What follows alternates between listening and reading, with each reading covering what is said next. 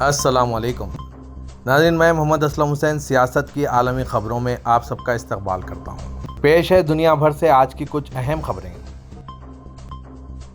سعودی عرب نے آج ہفتے کو اسرائیل اور فلسطینیوں کے درمیان صورتحال کو مزید خطرناک حد تک بڑھنے سے خبردار کیا ہے۔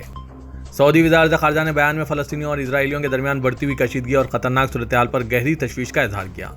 سرکاری خبررساں ایجنسی SPA کے مطابق وزارت خارجہ کی جانب سے جاری بیان میں کہا گیا کہ مملکت شہریوں کو نشانہ بنانے والے ہر اقدام کی مذمت کرتا ہے۔ بیان میں زور دیا گیا ہے کہ بڑھتی ہوئی کشیدگی کو فوری طور پر روکنے، علاقے میں امن بحال کرنے اور ناجائز قبضے کو فوری طور پر ختم کرنے کی ضرورت ہے۔ سعودی ولی عہد شہزادہ محمد بن سلمان کی جیکٹ میں ٹویٹر صارفین اور مداح دلچسپی لے رہے ہیں۔ عرب نیوز کے مطابق آج ولی عہد شہزادہ محمد بن سلمان کو الولا کے ایک ریسٹورنٹ میں سم ویئر میں دیکھا گیا، جہاں انہوں نے اٹالوی برانڈ برونولو کوچینیلی کی سفید اور خاکستری رنگ کی جیکٹ پہنی ہوئی تھی۔ یہ ہائی نیک جیکٹ تھی جس میں 2 جیبیں تھیں۔ یہ جیکٹ تقریباً $6,900 میں فروخت ہوئی، جو فارفیچ نامی ایپلیکیشن پر دستیاب تھی۔ مداحوں نے فوراً ہی ان ویب سائٹس پر یہ جیکٹ ڈھونڈنا شروع کیا جہاں یہ کم قیمت پر دستیاب تھی۔ سعودی عرب نے ڈنمارک میں قرآن کی بے حرمتی کی مذمت کرتے ہوئے اسے اشتعال انگیز عمل قرار دیا ہے۔ سعودی پریس ایجنسی کے مطابق وزارت خارجہ نے لاکھوں مسلمانوں کے جذبات کو مجروح کرنے پر افسوس کا اظہار کیا۔ سعودی وزارت خارجہ نے کہا ہے کہ اظہار رائے کی آزادی کا غلط استعمال کرتے ہوئے مذہبی منافرت اور اشتعال انگیزی پھیلائی جا رہی ہے۔ وزارت خارجہ نے کہا ہے کہ مغربی حکومتوں کو چاہیے کہ مذہبی منافرت پھیلانے والوں پر روک لگائیں۔ قرآن مجید کی بے حرمتی سے دنیا میں مذہبی منافرت پیدا ہوگی اور ایک دوسرے کے لیے منفی جذبات پیدا ہوں گے۔ سعودی عرب میں مکہ مکرمہ آنے والے عازمین حج کی رہائش کے لیے اجازت ناموں کی درخواستیں وصول ہونا شروع ہو گئی ہے۔ وزارت نے ٹویٹر پر بیان میں کہا ہے کہ حجاج ہاؤسنگ کمیٹی کی جانب سے عازمین حج کی رہائش کے لیے اجازت ناموں کی درخواستوں کی وصولی ابتدائی تیاری کا مرحلہ ہے۔ علاوہ ازیں مکہ مکرمہ میونسپلٹی کے ترجمان اسامہ زیتونی نے کہا ہے کہ تقریباً 20 لاکھ حج زائرین کی رہائش کے انتظامات کے لیے 4000 عمارتوں میں 5 لاکھ کمروں کے لیے پرمٹ جاری کیے جائیں گے۔ الاخبار چینل کے پروگرام 120 سے گفتگو کرتے ہوئے اسامہ زیتونی نے کہا ہے کہ مقامی شہریوں سے کہا گیا ہے کہ وہ اپنے گھروں کو حج زائرین کی رہائش کے لیے مختص کرانے کے لیے پرمٹ حاصل کر لیں۔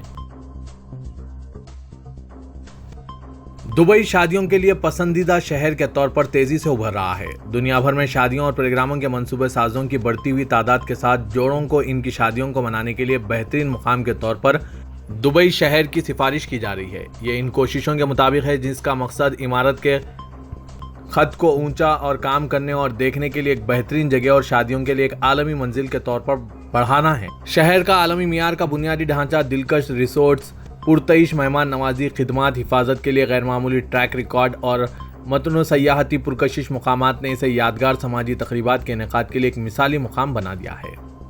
دنیا بھر میں لوگ نہ صرف شادیوں بلکہ سنگل میل کی تقریبات اور ذاتی موقع کو منانے کے لیے تیزی سے دبئی کا انتخاب کر رہے ہیں۔ ترک صدر رجب طیب اردوغان نے ونزیلی شہر میں ایک اجتماعی افتتاحی تقریب سے خطاب کرتے ہوئے کہا کہ ہم نے گزشتہ 20 سالوں میں وینزویلا میں $35 ارب کی خطیر سرکاری سرمایہ کاری کی ہے۔ تعلیمی شعبے میں 4264 نئی جماعتیں تعمیر کی گئی۔ نوجوانوں اور کھیلوں کے لیے مجموعی طور پر 8104 طلباء کی گنجائش کے حامل ہاسٹلز اور 53 اسپورٹس کمپلیکس تعمیر کیے۔ شہر کے احتیاج مند شہریوں کو $3 ارب کے وسائل فراہم کیے۔ شعبہ صحت کے 14 اسپتالوں سمیت 38 حفظان صحت کے مراکز قائم کیے۔